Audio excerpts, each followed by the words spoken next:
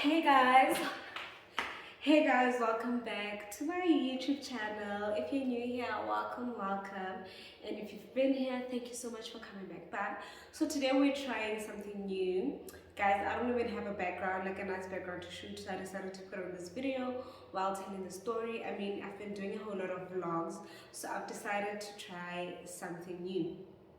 I'm having a glass of orange juice, yes, in a champagne glass to accommodate my background, although the story I'm telling is something very traumatic, but I thought the background would make us calm down a bit. So today, I think you've already seen with what do you call this? Title that I'm telling a story about how I was kidnapped. So yes, this is a success story. But yeah, God has been so gracious to me, and then I decided, okay, let me share the story on my YouTube channel. And guys, sorry if you can hear an echo. Yeah, sorry if you can hear an echo, but I hope I'm audible enough for you to hear me. So this happened in, I think, 2019. I was doing my honors in that year. So guys, 2019 was very funny because I used to live with my friend, and then obviously we finished undergrad, and then she didn't go on to study further. So because we were sharing an apartment, now I had moved into my own space, but I was finding it a bit weird. I was not really comfortable with the situation. So, and sorry guys if I mix up the story and whatnot, forgive me. But anyway, yes. So for the first semester, I literally used to come home all the time. So second semester, I was staying more, trying to go out more and whatnot. I had, well, I still have the friend. Her name is, we'll call her, I'm going to give her a pseudo, Zanel. So Zanel and I would go out together. Most of the year, we were literally just going out together. So I also had another friend, I'm gonna call her Bonang. So I went out with Bonang like 3 consecutive weeks. Like Friday, Saturday, we would go out and we met a group of guys, which she said, well, not guys only, but a group of people who she had mentioned she knows and they're friends and whatnot. So we became quite familiar in those 3 weeks and whatnot. So okay, cool. I think a month passes. Second month, we like regularly see these people when we're out. Okay, cool. Guys, and my mom doesn't know the story. Okay, she knows what happened, but not the full story. So this is gonna be a surprise to her as well. Anyway, and then this particular Saturday, I was chilling, not doing anything. So one of the guys calls me and says, "Oh, what are you?" So this guy calls me and says, "Oh, do you guys want to go out, whatnot?" And then I was like, "Oh, my friend Bonang is not here since she's the common friend." I don't even know why he called me, but I was like, okay, whatever. And then I was like, "Oh, my friend Zanele is available, so we can." I didn't want to go out with him alone. Like it's quite weird. And then I was like, "No, I'd like to have dinner or something, not necessarily groove." And he was like, "Okay, cool. I'll come fetch you guys, and then we'll go to Ocean Basket." I was like, okay, cool. It was around 8 9 something p.m. at night. So I even wore Uggs, like very casual. I wore Uggs, but I was wearing a coat and stuff, but I wore my whole outfit with Uggs. And then when we got to Ocean Basket, they said they were closing. So it's like, "Oh, what's the plan?" And this guy's like, "No, there's an event happening in Cloudstop, so let's go there." And I was like, "There is no freaking way I'm going to Cloudstop. Like, please take me home." And he's like, "No, okay, cool. We can look for group elsewhere in March." And I was like, "Okay, cool, but I'm not wearing the right shoes." So he's like, "No, I can take you back to your place. Then you change your shoes. Then we go." Okay, my friend was there, but then we had already picked her up. So it was the three of us. And then we decided to go to Sports Lounge. If you're from Potch, you know the place. We decided to go there. And when we get there, the guy is like to us, "Guys, we're not dating, so I'm gonna go my own way, and you're gonna go." And I was cool with that. I was like, "Okay, even better. Like, we really don't have to sit together if you feel like you don't want to chill with us." Okay, cool. On that particular day, my friend and I had decided that we're not drinking. Okay, we're not drinking, we're chilling, chilling, chilling. And then this guy decides to buy like 10 shots. Hmm? And then I tell him, I'm like, no, we said we're not drinking. But my friend was like, hey, friend, now I'm just gonna have them. And I was like, no, I'm cool. And then I bought non alcoholic drinks. So she's like, oh, and then I was like, no, friend, no problem. You can have fun. It's okay. Like, you can have fun and drink. And sharp. They drink, we're dancing and whatnot. You know, it's cool. No funny vibes. Okay, cool. The place is about to close. So what happens is the places in Gussie usually close later than that place because it was in town. And he's like, no, let's go to this place. The club is called, I don't know if it's a club, what do you call it? A pub, I don't know. It's called a lounge, I guess. Yeah, it's Black Lounge, yes. The place is called Black Lounge, so it's a lounge type of thing, but it's like serious group. And then we get there, sharp. They continue drinking and continue chilling because like I was in university at the time, though I knew a lot of people, like a lot of people at the time. So I would go greet them. So I could see the guy is starting to act funny, like he's acting a bit jealous, and I was like so surprised because I'm like, I'm not even your girlfriend. Like, I'm not even your girlfriend. But okay, cool. And then my friend Zanele got a bit tipsy, né? Okay, cool. And then we're like, no, let's leave. And we were hungry, so we're like, okay, let's stop at McDonald's first before going home. Okay, cool. We buy the McDonald's, and then he's like to me, he's a bit intoxicated. Can I drive? And I was like, okay, cool, because since I wasn't drinking, I don't mind driving. And then I'm driving. So my friend, I think the motion sickness made her feel sick. So she started vomiting in the car.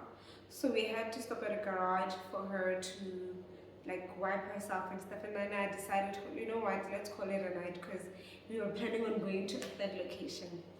I was like, no, let's call it a night because she's not well and whatnot. So I was like, okay, I'm gonna go drop her off and then I'm gonna go drop myself off when you leave. So that's the agreement, okay. I drop my friend off, I get into the car, we're driving. As I'm on my way to my place, our places were not even, it was a few streets away, guys. As I'm on my way to my place, this guy starts changing the gear. You know, it was on drive, he would take it to neutral and then the car just stops. So I was asking him, why are you doing that? Like, I'm always at my place, and it was too late. Like, I was afraid to walk, so there was no way I was gonna walk. Okay, cool. I go, which I still tried driving, and there was no movement. So I was like, you know what? Get into your car and take me home. So instead of so then we exchange. So instead of the guy taking me to my place, he decides to turn, and I can see we're going towards town, like the direction towards town. So I'm like, dude, I want to go sleep. I have a long day tomorrow. I have an assignment to finish. So please take me back to my place. He's like, no, it's unfair. He doesn't know where his key is. Where is he going to sleep and whatnot? I'm like, you're definitely not gonna sleep in my place. So what I can do for you is you can park outside the place, and then you can leave in the morning. Can I? Okay. Okay, then cool. Sorry, can you just go drop me off at my place and then you'll come back with the car? I'll fetch it in the morning. I'm like, okay, cool, but you don't have your keys, so how are you gonna get in? I don't know. I'll ask the security guards or something. I'm like, okay, cool. I drive. He directs me to his place, and then we get there. Guys, I don't even believe that was his place, cause okay, cool. We get to his place and he's standing there like, like going around the car, I'm like, dude, where's your key? So I was like, it's getting late. It's like 4 a.m. right now. The sun is gonna rise anytime soon. I wanna go, I'm tired. So he's like, okay, cool. I'm sorry, I can't find my key, but my brother lives just around the corner. So please go drop me off at my brother's house. I'm like, okay, cool. We go to his brother's house, he gives me the numbers, we try calling his brother doesn't answer. So I'm like, we've been standing here for a good 20 minutes. This guy is not picking up. So what I am going to do is drop myself off at home, and when you'll see. What you gonna do? Yeah, but okay, cool. We go. On the way there, he starts doing that gear thing again. So I'm like, again, like, do you want to kill me? Like, oh, what is going on? It's like, yeah, it's my car. And I'm like, okay, take your car and just drop me at home. Nigga is like, nope, I am taking you to go meet my mother. I'm like, meet your mother where? Like, dude, I've only known you for like 2 months, and it's just unfortunate that my friend vomited. That's why we were left together. I would have never been seen alone with you. Okay, cool. I tell him that. I keep on complaining, guys. Now I'm getting quite nervous. I'm like, oh, what is this guy doing to me? So if you know Botch, when you buy the mall, like driving from like sports lounge going to the mall, it's either you go straight then turn to the mall, or there's another hotel next to it called the Willow. So this guy drives to that hotel and he's like to me, okay, I'm gonna book here for the night, whatever. I'm like, okay, whatever. So I'm gonna call a Bolt and I'm gonna go home because I'm not gonna sit here with guys. So guys, it's I think it's 5 a.m. now. I'm tired, so I'm like to him, I'm gonna call myself a Bolt and I'm gonna go home. I don't care what happens with you now because I'm like, okay. And then he's like, okay, cool. And then he goes inside, tries booking and whatnot. So when he comes out, he's like, oh, I can't check in now. I've never heard that at a hotel. At hotels, guys, you can check in anytime, like literally. Well, not anytime, but as long as there's a room open, they usually give it to you. Okay, cool. He's like, no, I must wait with him until the morning. I'm like, there's no way. I want to go to my bed. I want to sleep. I'm tired. And then my phone was like on 3%, guys. So I'm like, you know what? Well, I'm gonna call the police and tell them that you're holding me against my will, and I want to go, because he got back into the car and locked it. So I'm like, oh, I'm gonna call the police and tell them that you're holding me against my will. And he's like, no, don't do that. I'm gonna take you home. I'm like, no. And then I requested, but my phone was so low that by the time I think when the Bolt was on its way, it died. And after requesting, I tried calling my mom and he took the phone from me. So now I started panicking. I was like, what is gonna happen? So while he took the phone from me, while I was trying to call my mom, it died. I heard it like vibrate, you know, when it switches off. So I'm like, damn, I'm screwed, and I can't tell the bald guy where I am now. And he's like, the car. So he's like, okay, I'm so sorry for making you panic. I'm taking you home now. So I'm a bit calm. When we get to the robot, guys, by the N12, I'm sorry if you don't know much, but yeah, N12, he turns Joburg way instead of going straight where my place, in the direction where my place would be. So I'm like, dude, why are you turning? We're supposed to go straight. He's like, no, I told you I'm gonna take you to my mother. I want to marry you. And I'm like, what do you mean you want to marry me? Like, hey. I was like, okay. And then I wanted to make a scene. So he kept on threatening me, like, if you make a scene, I'm gonna crash or do something crazy. So now I'm panicking. I'm crying. Like, why are you doing this? So guys, every time there's a turn, I'm like, okay, fine, you were joking, you can turn back. We pass Botch, we pass a Foshville. When we get to the Cecil, before you get to Soweto, like there around, what is it, Lands and whatnot, I'm like, dude, you can literally turn here. He's like, I said you're going to meet Mama. Guys, I was literally so scared the whole time, but there was something that happened on my way there. Sorry. There was something that happened on my way there that just said, calm down. Because I was thinking of jumping out of the car. I was thinking of waving to the people next to me, but he kept on threatening me. Mind you, guys, this person that's driving is the one that told me he's so intoxicated that he can't drive. I must drive. Now all of a sudden he's good enough to drive and whatnot. So I was scared. I'm like, oh, he is drunk. He is driving. He's threatening me. Hey. And I'm like, you know what, God? Like, I'm leaving it in your hands. I literally prayed and kept calm. we kept on going. We get to Joburg. I think he's from Deep Sloot or Deeps. I don't know, somewhere in Soweto. I don't know what the place is called. And then we get to his house. It was quite early in the morning, so I think people were still sleeping and whatnot. It was probably like 6:30, almost 7. And then people were still sleeping, so he jumps the gate and he's like, okay, aren't you gonna come out and meet mama? I'm like, are you mad? So while he had left me in the car after jumping, I was thinking, oh, maybe I must run away. And I got so it who's going to help me? So I think it's better if I just stay here because it's gonna be worse for me if I try to run or do something. Okay, cool.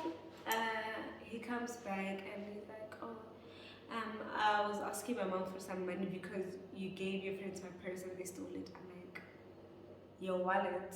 Me? What do you mean? He's like, yeah. So I needed petrol money. What? I'm like, you wouldn't have needed petrol money if you didn't drive me all the way here. But okay, cool. And he was like, no, I'm tired. So I was like, okay, cool, I understand. Let's go to a garage. Then you can rest there for like an hour. Once you get your energy, we can go back to watch. Then nigga's like, okay, cool. So I don't know where the heck I am. So there was a road lodge, somewhere nearby his place. And then we go there. He's like, no, so that you can sleep properly, I'm gonna book here. So I'm like, I'm not going to any hotel room. I'll sleep in the car. You can go sleep in that hotel room. And then he's like, he was making me feel better. Like, oh no, you can sleep in the room. I'll sleep in the car. Guys, I don't even know how I agreed to that because that guy could have literally left me there. Mind you, my phone is still dead. So I get to the reception. I'm like, may I please borrow a charger? No one had a charger. I don't know how no one had a charger. Okay, cool. He takes me to the room and he's like, okay, I'm gonna leave you here. I'm gonna go sleep in the car. Okay, sharp. And he's like, I'm sorry, but can I just shower quickly? So now I'm just like, you know what, do whatever the heck you want and leave.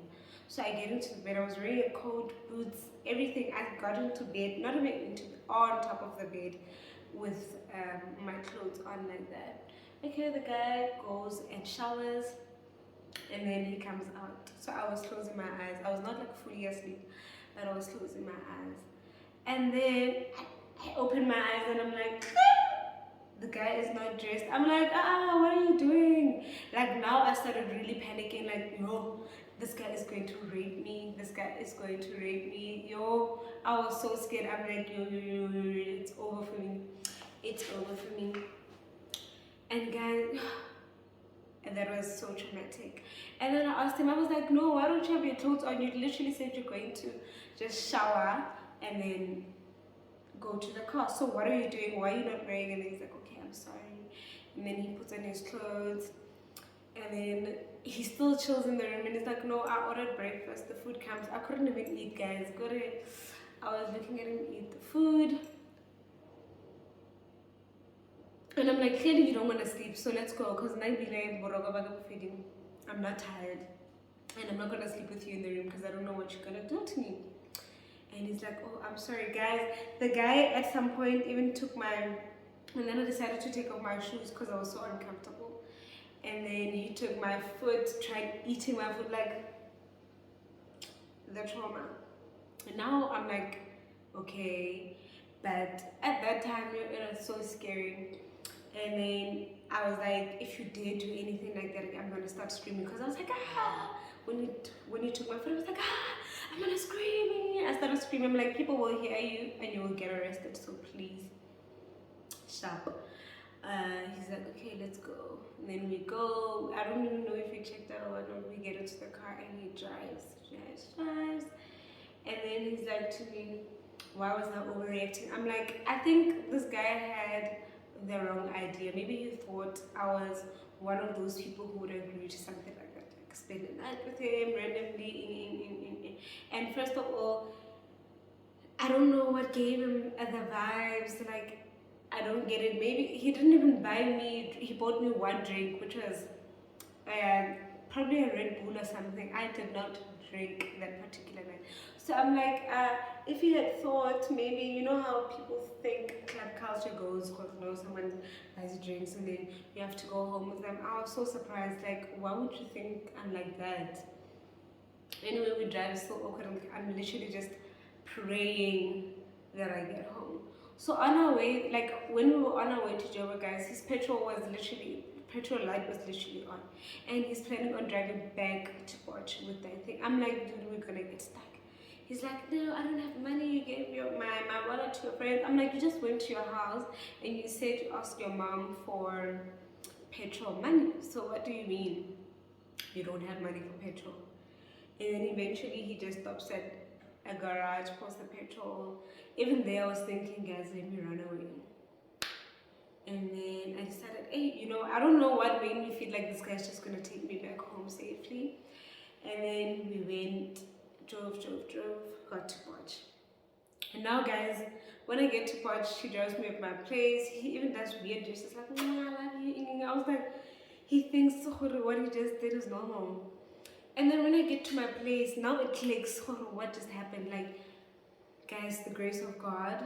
Literally, the worst could have happened. He could have raped me, he could have killed me. Like, if someone rapes you and then they're like, no, she's gonna tell people, and then he ends up killing you so that there are no witnesses. Hey, I was literally panicking. I call my friend Zanel. I'm like, hey, Zan, girl, you won't believe what that guy did to me, because now she's up and stuff. I'm like, you won't believe what that guy did to me.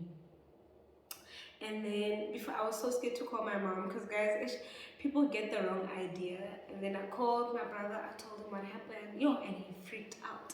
He was like, no, I'm coming. So he was under the impression that this guy really raped me, but I was like, no, he didn't. He only touched my feet. And then I was like, okay, let's go. Then he came and he's like, no, we're going to the police station to open a case and whatnot. So we get to the police station. I had his numbers on my phone. We call him, and then he was like, no, he's not in Posh, but he'll be there tomorrow, like the following day. And then the following day we go again back to the police station. Now, what defeated me the most, guys, this guy was not poop drunk, but he was drinking. On that particular day, I can say badge. Yes, so I'm surprised. I'm like, I have never seen this guy wearing this thing. Like, so guys, I can say badge. Yes, I'm so confused. Like, what the heck is going on? And then, guys, I think Naruto or something, because even my mom was like to him, why would you do that? Like, everyone was being too calm. Like, why would you do that? He has a daughter. How would you feel if someone did that to your daughter? Do you know the amount of stress he put me through?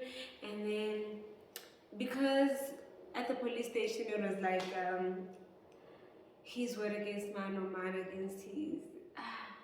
It was a tough one. And then they warned him and stuff. Like, I don't even remember what happened when he was there at the police station, because I think we were brainwashed or something. Because disclaimer, I'm not saying the church badge and whatnot, but it did something to us. No, my father goes to ZTC, so no. It's just, it was very weird. It was very, very weird. So guys, God was good to me. And then he apologized and stuff. And then, okay, a few months go by. So I thought I'm over it. Guys, and then we went out to Black Lounge. Did I not see that guy? Did he not come and sit right next to me? He was with a girl. Did they not come and sit right next to me? Not next to me, but it was a table, so, okay, across me. So the table had a bench on the side and the bench on the side. He put his ice bucket there, sat there, and was busy charming his girl. And then I had a panic attack. Like, everyone's drinks on the tables. Because I was panicking trying to leave, I literally broke everything, guys. I thought I was over it, but the experience was quite traumatic. And now I know I'm telling the story, and it's as if it's so chill. But and also, guys, I had people. I don't understand why someone would think you purposefully want to get kidnapped or like harmed, because there were people that were like to me, why would you go alone with that guy? Guys, when you're with people, you don't assume they're going to do bad things. So yes, you take precaution and whatnot. I had done that, but it was just unfortunate that we ended up being alone. And then people were asking, like, obviously there were some who were like really worried, like some of my friends were really worried, and some just, oh. And guys, I pray that if someone goes through something like that, even if it's more traumatic or like something more serious, please just empathize with them. Don't make them feel like they are victims in the situation. So don't make them feel like they lured the person in, or I don't know, because people will be like, oh, why were you wearing a short skirt? It was winter, I was wearing long pants, a jersey, a coat, boots. So what I did I gave him? And why couldn't he control himself to a point which just listen to how I felt? I don't know, I want to go home and stuff. So yeah, guys, just be a bit more cognizant of the things you say to people, because for the longest time I would say, I thought, Zenani, you're so stupid. Like, why would you go with that guy? Why would you do that? You know very well that. So I stopped making excuses for him, and now I'm just like, guys, please be sensitive to such things and don't just randomly say things that could hurt someone who's been through such a traumatic experience. But yeah, guys, that just shows the grace of God. The fact that that guy drove all the way and took me back home without harming me, it can only be God. And I'm truly grateful, and I hope you guys stay safe out there. Be careful of the kind of people you surround yourselves with. When you go out, be safe, especially if you're in varsity and you're watching this video. Please be safe, be aware of your surroundings, check the people you're with, and always have your own transport. Although he made us feel safe because we had been with him before. He was, I don't know what switched. Like it's like a switched, and then he just turned on me. But yeah, that's the story. Thank you guys so much for watching, and I hope that you did enjoy.